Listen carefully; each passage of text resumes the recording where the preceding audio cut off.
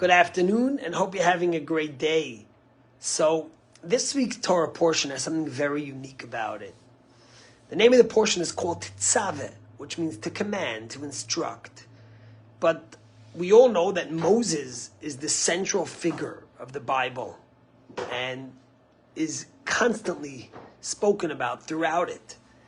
Now, the only portion from when Moses is born in the beginning of Exodus, which is the second book of the 5 books, the only portion Moses' name is not mentioned is in the portion of Tetzaveh. This week's Torah portion, the name Moshe does not appear even once. And the question is why? And the rabbis tell us something remarkable. The rabbis tell us that when the Jews sin with the golden calf, God tells Moses, I'm fed up with the Jewish people. They keep on sinning. They keep on failing me. I'm going to wipe them out. And I will make a new nation from you, from your family, Moses, who will adhere to my laws and who will do and keep the Torah. And let's move on from it. And Moses, who loved the Torah so dearly, tells God, don't do it. How could you erase the Jewish people? And if you do, if you're going to wipe them out, I want to have nothing to do with your Torah. If this is the Torah that God gives that's ready to wipe out the Jewish people, I remove myself from the Torah. Now we all know the Torah is called Torah Moshe, the Torah of Moses. Moses gave it to us. Moses loved the Torah. The rabbis tell us the reason why it's called Torah Moshe is because Moses gave his life for the Torah. But yet, when it came to protecting the Jewish people, Moses was ready to tell God, I want to be wiped out from the Torah if the Jewish people will not survive. Don't mention me.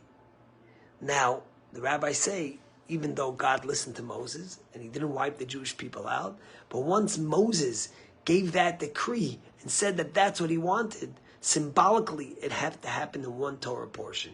Which Torah portion does it happen in? It happened is in this week's Torah portion of Tetzaveh. Now, there's 2 questions. Firstly, why does God pick the portion of Tetzaveh? The rabbis tell us because that always comes near the birthday and Yartzeit, passing anniversary of Moses. And the question is, why would you want to do that? When we celebrate Moses' birthday, remind me of something embarrassing, that God deleted his name and omitted his name from one of the Torah portions. Shouldn't we pick a different one?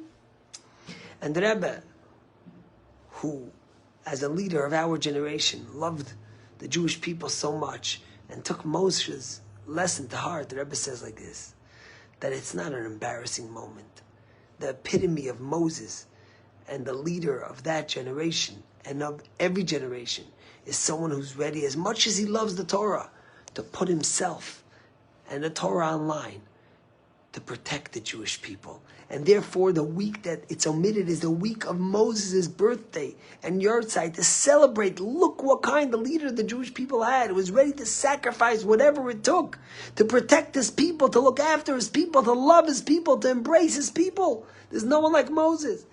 So you say, Rabbi, all right, that happened, 3,300 years ago. But today, how many people do you have that will put themselves aside, their opinion, the things they love, to save, to protect, to care about someone else? And maybe that's the answer to the second question. Because although Moses' name is not mentioned in this week's Torah portion, the words of the portion start with Va'ata Tetzaveh, you should command. Who's you? You is Moses.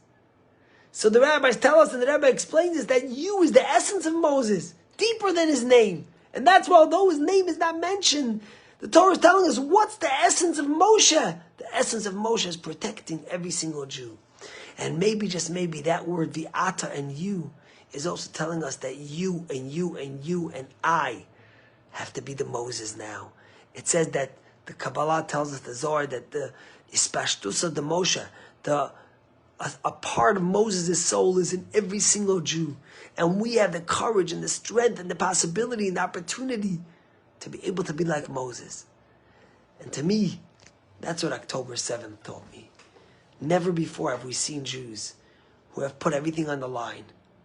Their opinions, their communities, their life, their family, to protect and to stand for the Jewish people. From those that have ran back 200,000 people in the first week to go fight for that country, even if they didn't have a Tzav Shimona, if they weren't forced to come back, they wanted to come back to fight for the Jewish people. Where do you hear such a thing in the world, that people come to a war zone when they don't have to? And then you saw the unity, the people who gave up their opinions and their strong-minded thoughts to be able to unite together to protect the Jewish people.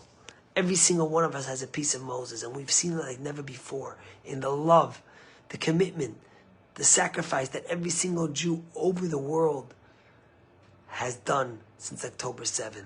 Be proud of who we are. Let's celebrate Moses this week in a portion of Tetzaveh where his name might not be mentioned, but his essence is lying there, right at the time of his birthday and his yahrzeit, which we celebrated this past Friday. And let us celebrating it by reinforcing within ourselves the love and the commitment and the self-sacrifice to protect another Jew and the people of Israel and the diaspora all over the world. God bless you. Have a great day. Am Yisrael Chai.